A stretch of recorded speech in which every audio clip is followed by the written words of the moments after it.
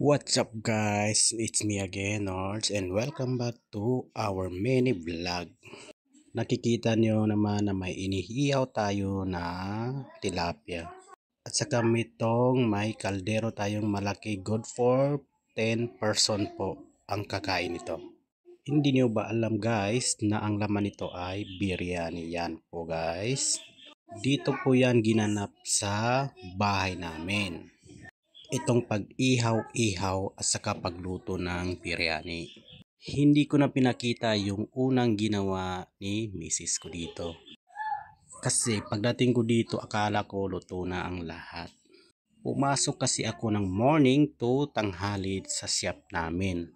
Sabi ko mga 11:30 ay darating ako, siguro natapos na yung pagluluto nila. Itong tatlo na to, yan po itong naka-black ay paalis na ito pabalik sa Saudi Arabia. So naisipan nila na magtipon-tipon dito yung mga kapatid ng mga asawa namin. Family Santoring po, yan po sila. Dahil nandito na kami sa loob lahat, siyempre luto na ang ihaw at saka yung biryani. Ang susunod namin gagawin dito ay magpaprepare kami para mag-lunch na. Hindi nyo ba alam guys, sa tuwing nagluluto kami ng biryani dito ay late na kami kumakain, 12:30 na. Kasi hindi ko alam tuwing biryani talaga ay mabusisi lutuin. So nandito naman kami sa kusina, yan po yung choose namin. At meron kaming agal-agal or seafood vegetables ya. Yan yung parang damo, aywan ko. Para sa biryani rin kasi masarap daw ito kapag may salad. Yes, totoo po pag may salad yan. Pero hindi ko naman yung favorito eh. Ito naman nakikita nyo, ayan po yung mga toppings niya na pinrito. Talong at saka carrots, tomato. Yan po. Yun po ilalagay sa biryani na kung ilalagay na sa platito.